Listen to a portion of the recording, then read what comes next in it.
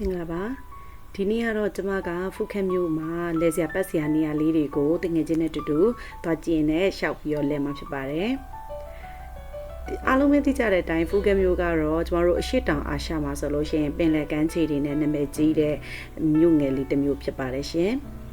အဲ့တော့ဒီမှာအထင်ကြီးရပါတော့သွားစရာလာစရာလဲစရာပတ်စရာတွေကပင်လယ်ကမ်းခြေအများပြားရှိပါတယ်ဒီနေ့ကတော့ကျွန်မပင်လယ်ကမ်းခြေတွေကိုသွားကြည့်ရင်းနဲ့နောက်ဆုံးမှာWhitmill Viewpoint လို့ခေါ်တယ်ကျွန်တော်တို့မြန်မာလိုဆိုရင်နေဝင်တောင်ပေါ့နော်နေဝင်တောင်ကိုသွားပြီးတော့နေဝင်စည်းစာကိုသွားပြီးကြည့်မှာဖြစ်ပါတယ်ရှင်ဒါဆိုရင်ကျွန်မနဲ့တူတူလိုက်ပါစီမျိုးပေးကြပါအောင်ရှင်ကျွန်တော်ကဒီ view point ကိုအရင်ဆုံးသွားကြည့်မှာဖြစ်ပါတယ်ဒီ view point ရဲ့နာမည်လေးကိုတော့ကျွန်မမဖတ်ပြတော့ဘူးเนาะဘာဖြစ်လို့လဲဆိုတော့ဒီမှာသူကထိုင်းအတန်ထွက်နေဆိုတော့ကျွန်မစကလုံးမပိတာတာတွေအတန်ထွက်မမှန်တာတွေဖြစ်မှာဆိုလို့ဒီမှာကျွန်မမြေပုံမှာရှာပြီးတော့စကလုံးလေးတွေကိုအတိအကျထည့်ပေးထားပါတယ်ရှင်အဲ့ဒီကနေမှဆိုင်ကယ်နဲ့ဆက်ပြီးတော့9မိနစ်10မိနစ်လောက်သွားမယ်ဆိုလို့ရှိရင်ကျမတို့ကမ်းခြေလေးတစ်ခုရောက်ပါတယ်အဲ့ဒီကမ်းခြေလေးကအရန် private ဆန်တယ်ပေါ့နော်သူက hotel zone ထဲမှာရှိတဲ့ကမ်းခြေဖြစ်တဲ့အတွက်ကြောင့်မလို့ hotel မှာတဲတဲ့သူတွေအတွက် sea view ပေါ့နော်အဲ့ဒီအခန်းထဲကထွက်လိုက်တာနဲ့ဒီအရှိကပင်လယ်ကိုတန်းပြီးတော့ရောက်တဲ့နေရာမျိုးလေးပါအဲ့တော့လူလဲရှင်းတယ်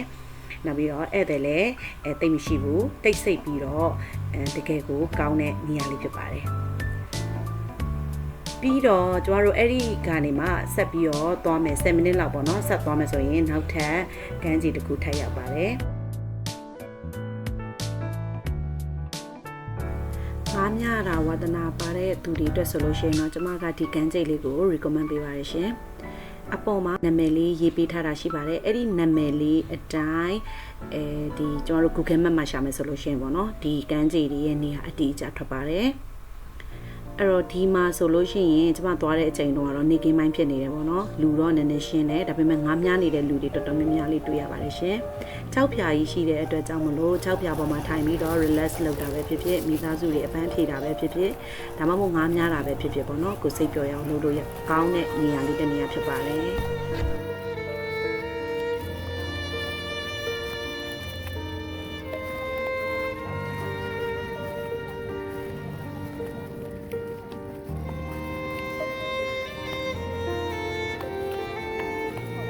过来摇一下。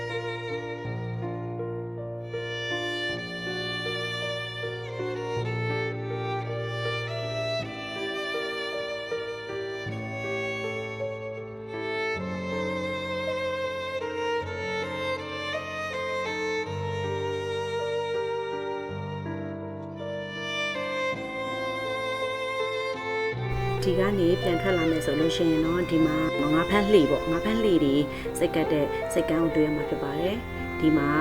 ငါးဖမ်းတဲ့လှေတော်တော်များများကဒီမှာဝင်ကတ်တယ်လို့ပြောပါရှင်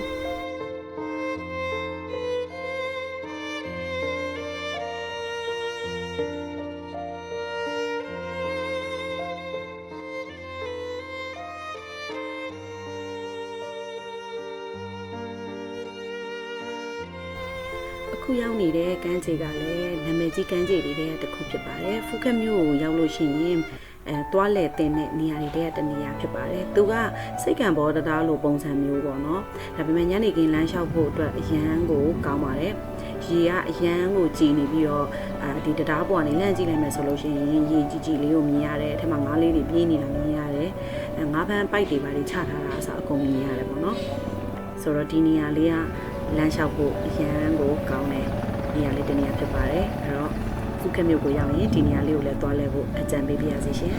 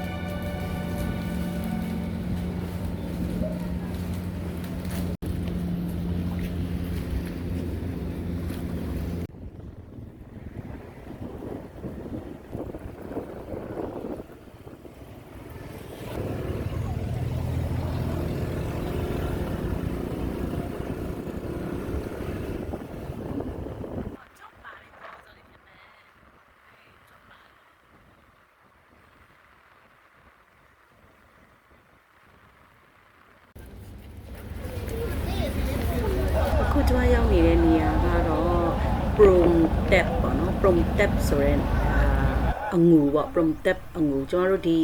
ဖုခက်အငူလို့ပြောမှာပေါ့နော်အဲ့ဒီကိုရောက်နေတာဖြစ်ပါတယ်ဒီကျွန်တော်တို့မြေပုံမှာကြည့်မယ်ဆိုလို့ရှိရင်ဒီနေရာကဖုခက်မြို့ရဲ့အစွန်ဆုံးနေရာဖြစ်ပါတယ်ရှင်အငူထွက်နေတဲ့နေရာလေးဖြစ်ပါတယ်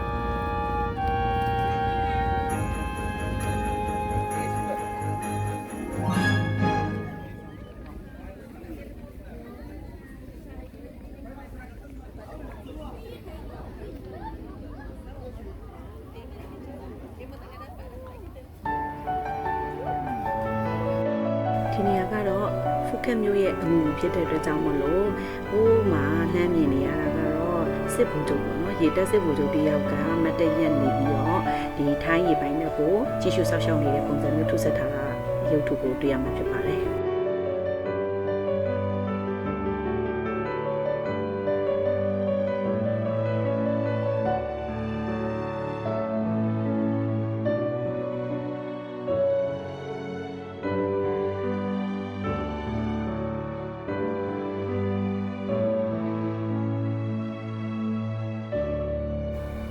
အခုဒီထဲကိုတွားပြီးတော့ကြည့်မှာဖြစ်ပါတယ်ရှင်ဒီအဆောက်အဦရဲ့အထက်မှာဆိုလို့ရှိရင်ဒီစစ်သင်္ဘောသုံးပေါ့နော်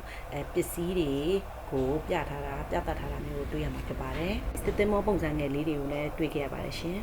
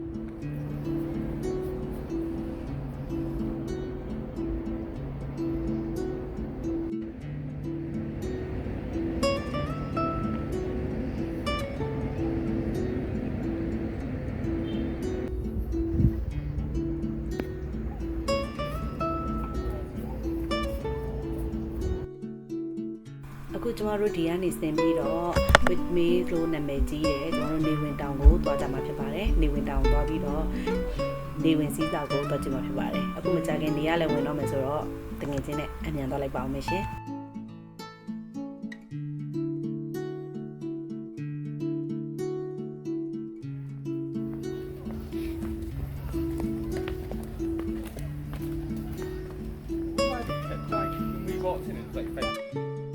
နေဝင်တောင်ကိုသွားတဲ့လမ်းမှာပဲကမ်းခြေလေးတစ်ခုရှိပါသေးတယ်အဲ့ဒီကမ်းခြေလေးကိုလည်းခဏဝင်ခဲ့ပါတယ်ကမ်းခြေလေးက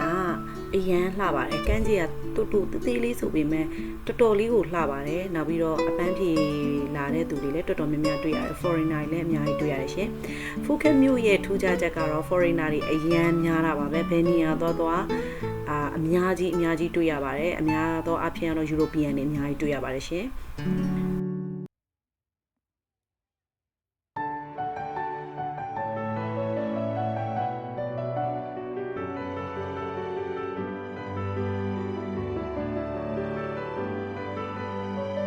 ရေကူးနေတဲ့သူတွေနောက်ပြီးတော့ဒီမှာနေပူဇာလုံနေတဲ့သူတွေနောက်အပျော်စီးတင်မောလေးတွေပေါ့နော်ဘုတ်လေးတွေစီးနေတဲ့သူတွေနဲ့အရန်ကိုစီကားပါတယ်ရှင်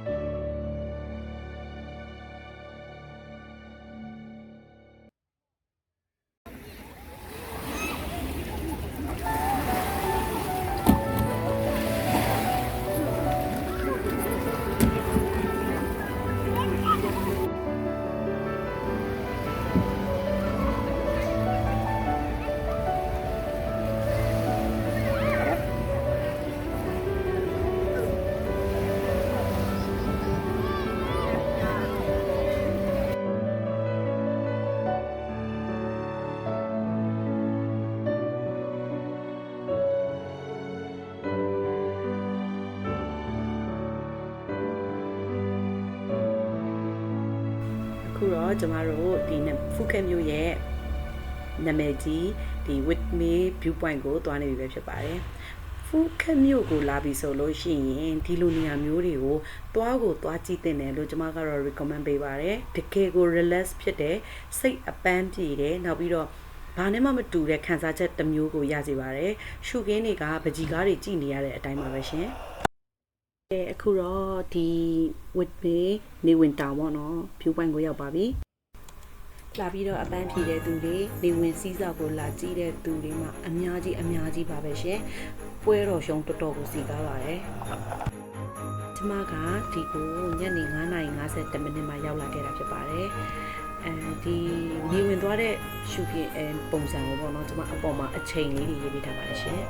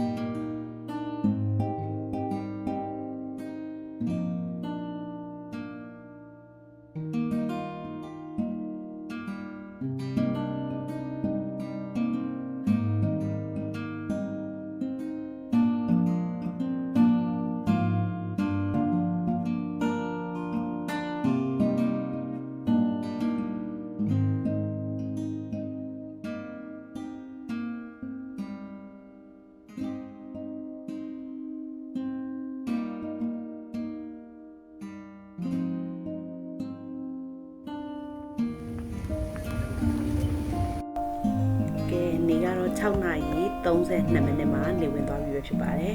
ဒီနေ့လည်းပျော်ပျော်ရွှင်ရွှင်နဲ့လက်ပတ်ပြီးတော့အိမ်ကိုပြန်ပါပြီရှင်နောက်ထပ်ဗီဒီယိုတစ်လေးနဲ့ထပ်တွေ့ပါမယ်အားလုံးကျေးဇူးတင်ပါတယ်ရှင်